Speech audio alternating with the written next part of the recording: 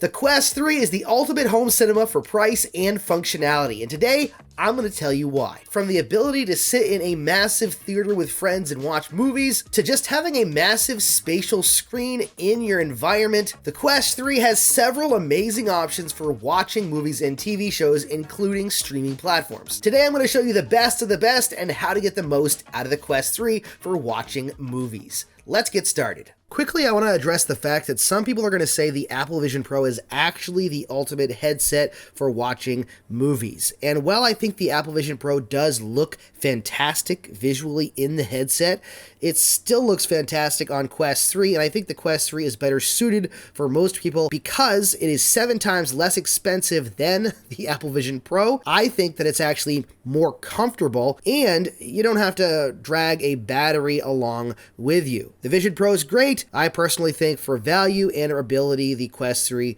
is better. But let's move on. There are quite a few options for applications to use for streaming on the Quest store, some of which are specific to certain streaming services, like Amazon Prime. Prime actually has an application that is quite good. You can log into your Prime account and watch your Amazon Prime shows and whatever movies are on Prime or whatever you've bought on that application in a cinema. You can also link it to your Movies Anywhere account and have all of your library available for watching in that as well if you own digital copies. So that is a great option if you're looking to watch stuff by yourself in a cinema setting, and you can do so through the Amazon platform. Personally, I don't use it all that much. There are other applications that I like better. But before we get to those ones, let me just address Netflix. Netflix on the Quest is an atrocious experience, in my opinion. Now, I've been told by some people it's not as bad as I think that it is, but I know a lot of people that do not like it because the streaming is actually in 480p. That's right, it's not even 720p or 1080p. It is in 480p. It's grainy. It looks disgusting, in my opinion. I love crisp visuals, and for me, it just does not look good. So that is an experience that I would skip. Currently, there is no consistent way to watch Netflix content on the Quest. Not an easy way. You can sideload an application if you want to go through that process, and it works, but it's not easy, and it's still not perfect. Aside from Netflix, though, there are some amazing other options that you can use. We'll get into how to play local files and the best options for that in just a minute. First, though, let me mention a brand new application that I really like called Spatial TV. Spatial TV uses your home environment and the pass-through cameras to allow you a massive size screen that you can reposition, resize, and because it's an actual browser, it doesn't play local files, but it does allow you to sign into some of the streaming services, including Hulu, Disney Plus, and Max, or HBO Go, or Max, or whatever they call it now. Those are some of the services you can sign into, and I believe there are other ones as well. Netflix does not work, but I actually really enjoy this specific software. The reason that I like it is, number one, because it's simple and easy and works excellent with hand tracking. And number two is because you can sign into streaming services. And the third big reason for me is I love the slider on the side that allows you to actually dim your pass-through environment.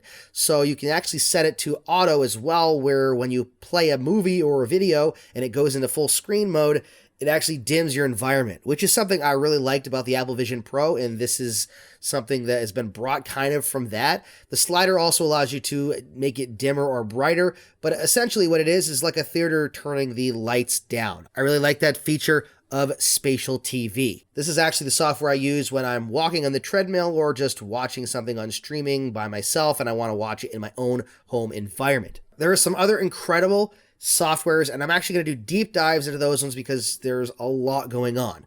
First up is Bigscreen VR. It's a really amazing platform that you can use to watch with friends and family and watch in different environments, some really crazy cool ones with Lightcast and everything. You can watch local files and you can watch television channels, essentially. There's movies you can watch in there.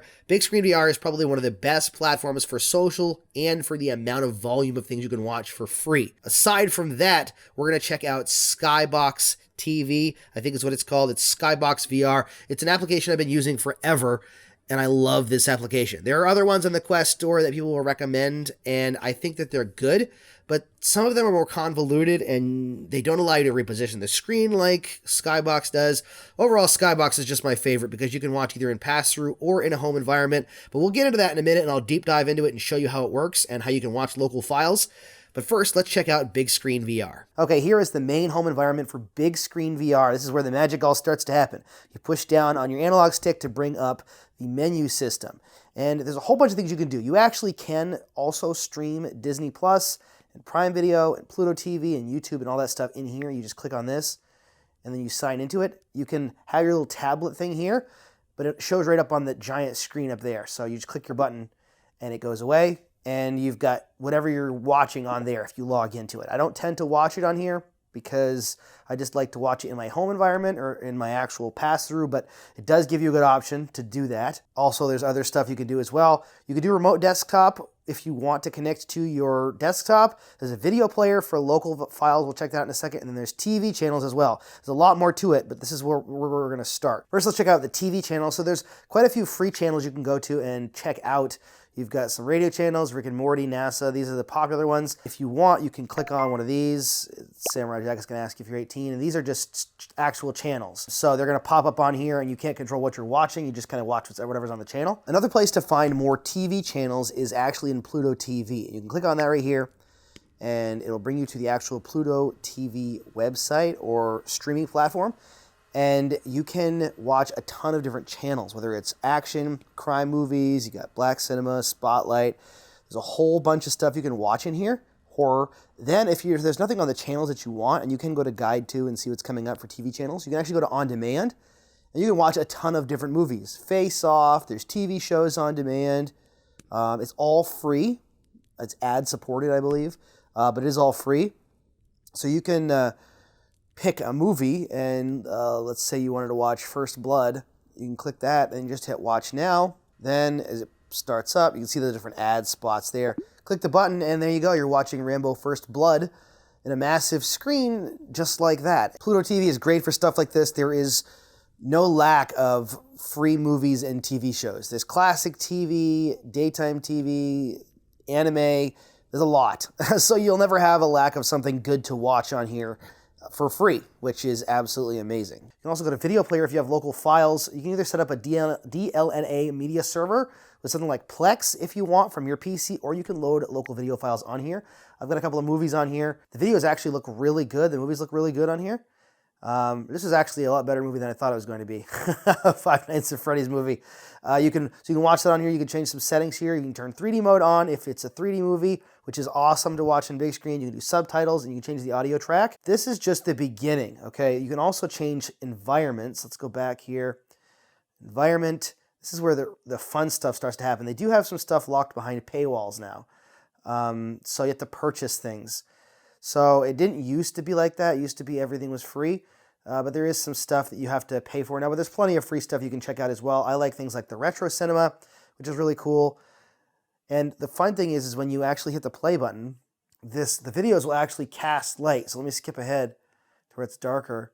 There you go. Wait a second. Let's go to the end of the movie. See how the light changes based on the scene? So this is really dark in here right now. And then as the light changes, it actually lights up the theater and it's reactive. It's really, really cool. Let's pull up another location here, environments. Some of the coolest ones are things like the drive-in cinema. I love the drive-in cinema. The Grand Theater is actually my favorite, but the drive-in cinema is really awesome too. You can go to the drive-in cinema. And like I said, you can play all this stuff in multiplayer, or not play it, but watch stuff with other people by going to social. And we'll do that in just a second. Essentially, you invite people over to your room and you can watch TV shows on here. You can stream from your computer as well and they can watch it. But if you have local files, they have to have the same local file as you, I believe, to actually watch it, if they can do that. It used to be that way. You can host a room if you want to host your room, set your options here, your password and all that stuff, max players. Social is where it gets fun too. You have other things that you can watch on here. These are public rooms, so you can actually go watch stuff with other people. Across the Spider-Verse is playing right now. Back to the 80s is a room. They're watching 80s movies, it looks like. Random movies, Hard Rain, Western. So there's public rooms you can go watch stuff in, which is awesome because there's always someone watching something on here. and you can also go to lobbies and go hang out with people if you want.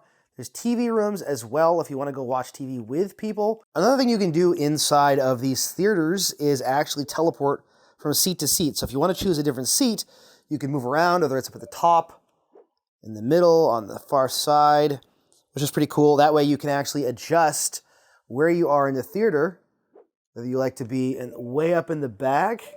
The next thing we're going to check out is actually for watching local files or another DLNA server stuff as well. This is my all-time favorite for watching stuff if you're going to watch stuff by yourself. Let's go check it out. Okay, so this is my personal favorite way to watch stuff in the headset if I'm going to watch it by myself for local files. Let's just turn on Willy Wonka really quick. It'll load us into a movie theater. There we go. It looks stunning in this. And just like with Bigscreen VR, you're going to get reactive lighting. And things change as things, see the wall lighting changes over there as the screen changes, which is really cool. There's other environments you can actually check out too. This is the cinema scene. There's also an IMAX theater, which is new, or at least a couple months ago, and is really cool as well. There's other spaces you can go to as well. The moon is really fun to go to. I like the moon. You can go moon here. This is really fun to watch at. And you can also go to places like the Void, or the space station is really cool to watch it from the space station couch, which is awesome. You can also, when you're in the theater itself, you can adjust the theater lighting up or down if you like. You can also do the front seat if you want, the back seat if you want to sit further back, or the middle. Personally, this is the best way, in my opinion, to watch something. You can turn pass-through on as well, for local files anyways. You can move this around by grabbing it, moving it up, back, all around. There's other settings you can do as well. Like you can actually curve the screen. Let's do this. You can change the aspect ratio. You can curve the display if you want, which is cool for people who want the display. You can lock it so you can't accidentally move it. It does support 3D movies as well. And there's a ton of adjustments. You can do contrast, saturation, brightness if you need to, playback speed. You can even boost the volume. One of the cool things about this is that it's extremely diverse in what files it'll allow you to play. So it'll actually play all sorts of video files, MKV files, MP4 files, lots of different containers and export settings and 3D, and it auto detects what you're watching. So like if I had a whole bunch of movies here and some of them are 3D and some of them weren't, you'd be able to click on it and automatically detect what it was for 3D, which is really cool as well. This doesn't have a browser, which is its only downside. I wish it had a browser just like some of the other things do. This is my personal favorite way though for watching content that is directly on your device. And you also can set up a network. I don't have my Plex server on right now, but normally I would have it on. You can use AirScreen as well, and you can actually go to YouTube and search YouTube. Unfortunately, you can't do like an actual YouTube, you just search for it. You can also play VR videos if you want to. This plays really cool stuff. But the YouTube application I think is better for VR videos now because you can actually play 8K files, which I just did a video about as well. So this, like I mentioned, is I think the best possible way to watch movies by yourself anyways, locally, for anything on the Quest 3. This is super clear. Everything about it looks fantastic. I love how sharp and clear this looks. And sitting in a cinema like this, look, you can sit in a cinema and just watch it. If you want to do it with someone, Bigscreen VR is a great option, and the video still looks good. I think this is the best way with the most diverse amount of options and settings to use without being overly heavy. There is another software that I can't remember the name of right now that's really good, but lots of options, and it doesn't allow you to move the screen.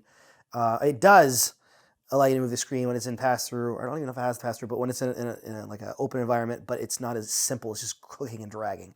But anyways, all that to say, this is my favorite. There you go. That is why the Quest 3 is the ultimate home cinema in a different type of form factor. From the fact that you can actually spend time with people in a movie theater setting, watching shows, movies, or whatever, to the fact that you're able to have a massive screen even if you don't have the space.